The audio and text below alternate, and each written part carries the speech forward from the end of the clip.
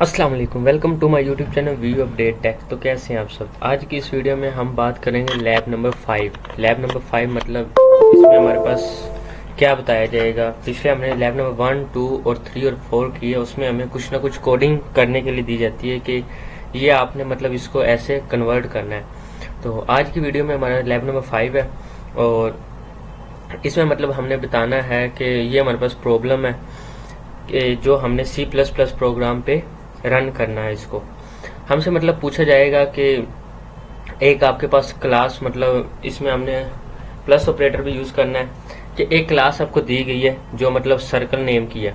मतलब जो क्लास हमारे पास पिछले में हमने पायरामिड की थी, तो इसी तरह हमें एक क्लास दी गई है। ये तो हमारे पास एक जनरली होता है, ये तो हम मतलब सब में ही लिखते हैं। तो हमारे पास एक क्लास उन्होंने क्या दी है, सर्कल नेम से।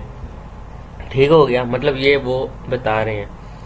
तो आगे क्या लिखा है, which one of the data member, इसमें से एक हमारा डाटा मेंबर रेडियस और एक हमारे पास सेटर और गेटर फंक्शन है।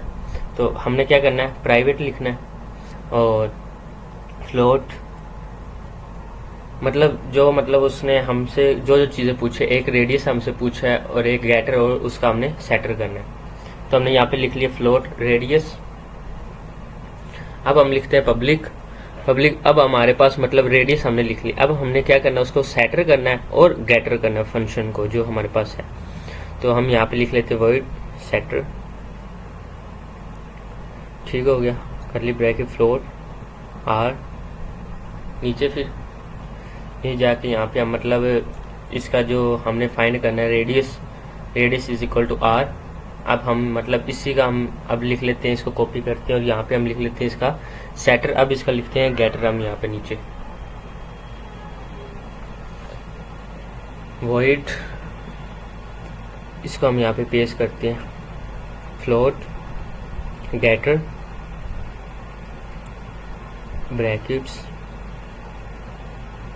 Radius, return radius.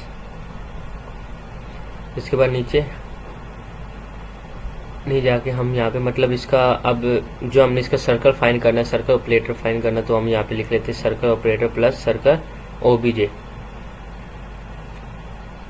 OBJ radius plus is equal to radius. ठीक हो गया। अब यहाँ पे मतलब इसका हम इसको रिटर्न लेते हैं। अब हमारे पास इसके ऑब्जेक्ट्स के 3 वो आ जाते हैं, C1, C2 एंड C3।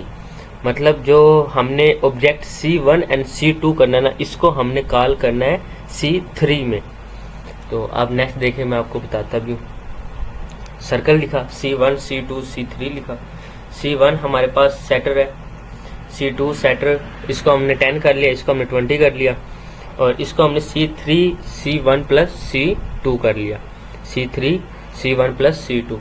अब कॉल करते हैं हम सेटर फंक्शन ऑफ C3 को। तो ये हमने लिख लिया। अब सी आउट हम C3 ऑब्जेक्ट रेडियस मतलब जो निकालेंगे हम यहाँ पर। ठीक हो गया C3। अब हम C3 को गेटर करते हैं, यहाँ पे इसको हम रन करके चेक करते हैं। ये देखिए C3 object radius value is 30, मतलब 10 और 20 हमने मिलाया तो ये हमारे पास आ गया 30। फ्लोट रेडियस हमने इसका निकाला, इसको सेटर और गेटर किया हमने और C3 की वैल्यू हमने यहाँ पर निकाली। तो उम्मीद करता हूँ आपको समझ आ गई होगी लैब नंबर 5 की।